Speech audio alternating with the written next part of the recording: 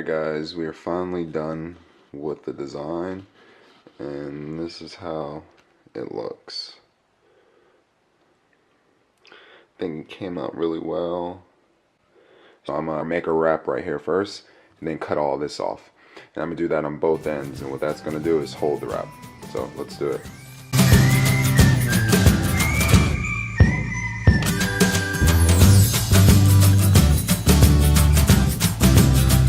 So I got it up to a point where it's pretty good. Now I'm gonna start cutting all this away.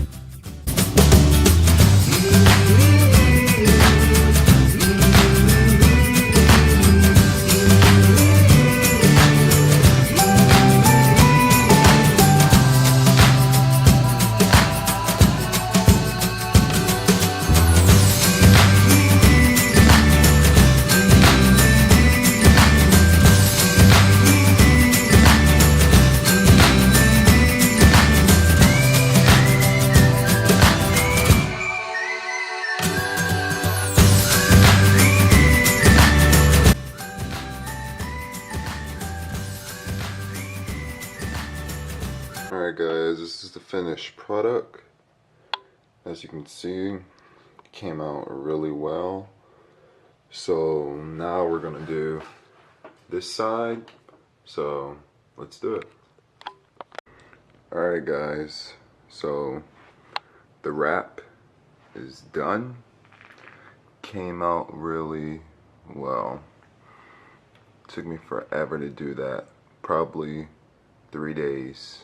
Or 2, not sure, but I finally got that part done. Now this pole is a pole I previously built, and I want this pole to have the same guide placement. So as you can see, I've already marked where I want the guides to be based off the previous pole I built. So now I'm gonna start wrapping, and you guys can see how I do it, so stay tuned.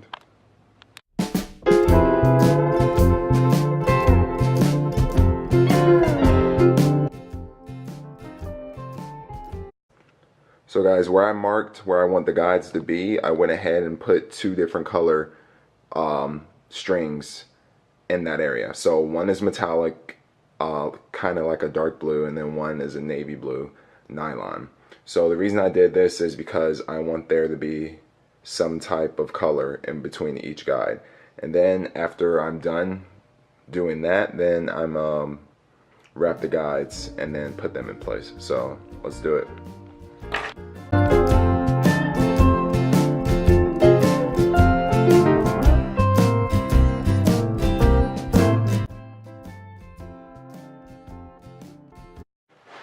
So I just got done wrapping the nylon that is going to go in between each guide. So now I'm going to start putting the guides on. And what I'm going to do first is just use some Scotch tape to put the guides on the rod and then start wrapping them. So all I'm doing is placing each guide on the rod and then using Scotch tape to keep them in place. And then I'm going to wrap it after I'm done with the Scotch tape, or after I'm done putting Scotch tape on it. And what I'm trying to do is just line it up with the reel seat. After I get all the guides on there, then I'm gonna fix them to try to make them all straight. So yeah, there are easier ways to do this, but I choose to do this way because it's a little cheaper.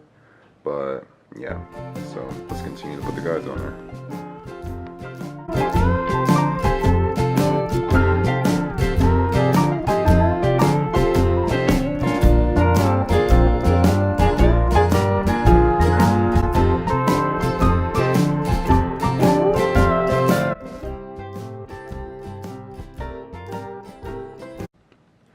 So guys, I have all the guides on here, and I have them as straight as they can be.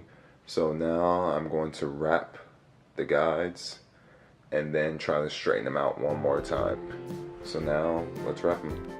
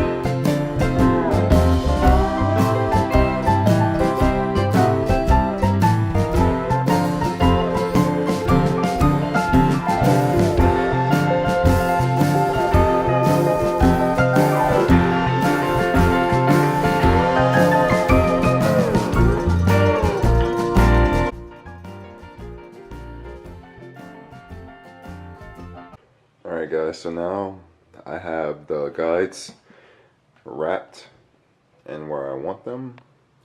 So now I'm going to add some metallic string or silver string right above it to give it like an extra little design. So let's get it.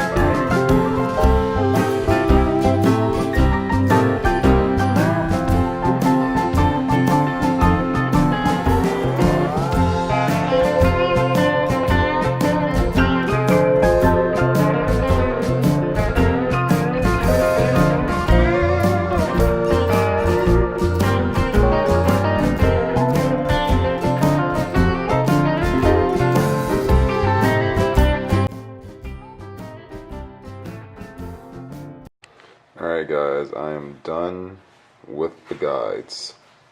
Now just to make sure they're all in a straight line, I'm going to show you how I straighten each guide out after I already wrap it. So let's do it.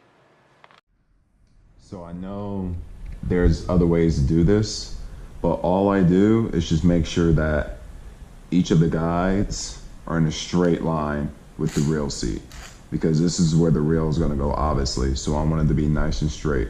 So all I do, if I see a guide that's not straight in a line with all the other guides, I'll just fix it, and I'll just keep going back through until I get all of them straight. I know there's easier ways to do this, but I choose this way because it works for me. If it works for me, I do it. Alright guys, all I'm doing right now is I got this glue from Mud Hole.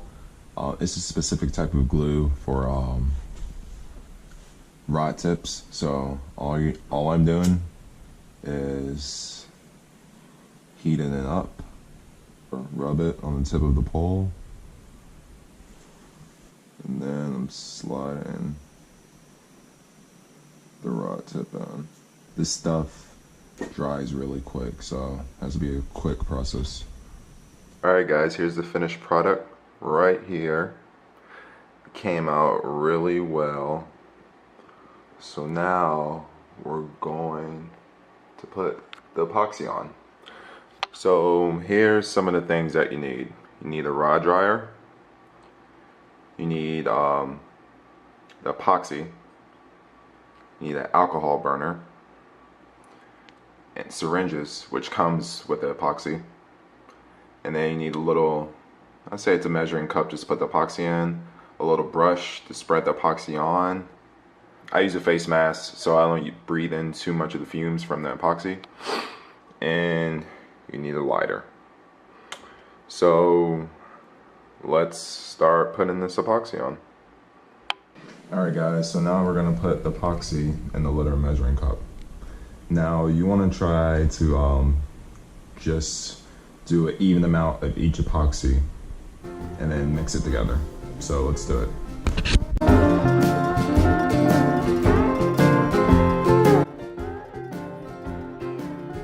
Now what we're going to do is just mix both of these together for around, I do it for around 5 minutes. So after I mix this up, then I'm gonna turn the dryer on, and then the dryer is gonna slowly spin the rod, and then I'm going to put the epoxy on there.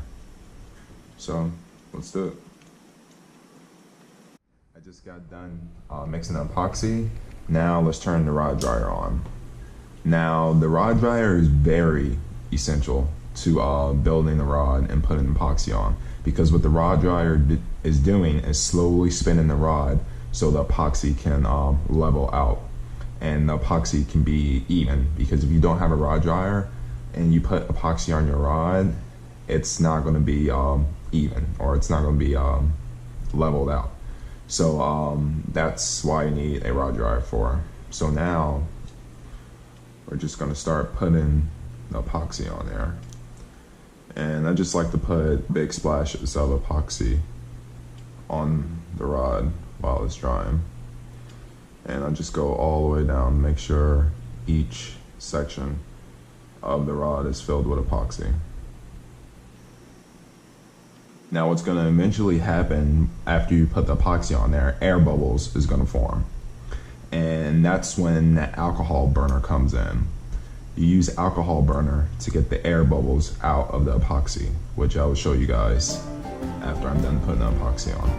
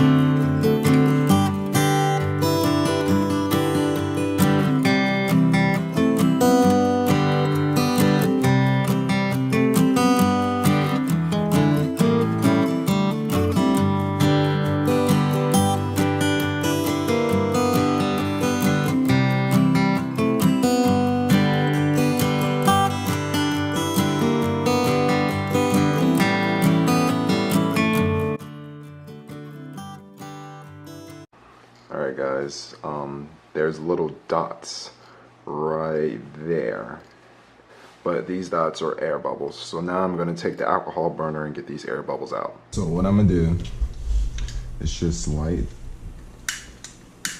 this alcohol burner, and then I'm going to try to just put it close to the air bubbles until they start popping off. And you can see when they'll start popping off. Usually takes a little bit, but you'll see when the air bubbles start to pop.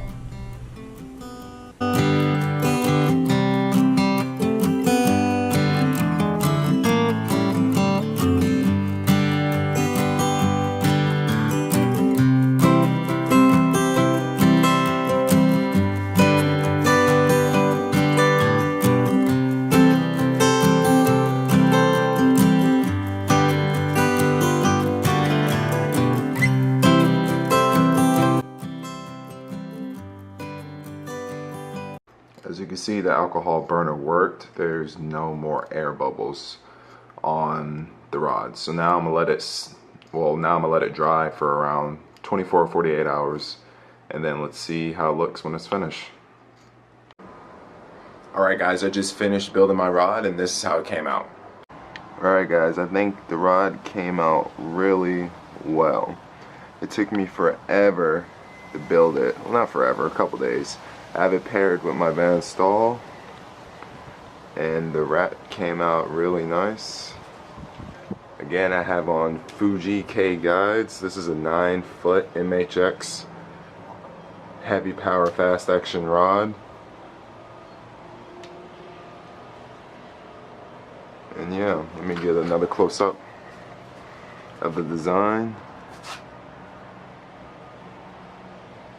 Came out really well, and I'm very proud of this rod. So yeah guys, thanks for watching. If you have any questions on how I built this rod, just please let me know.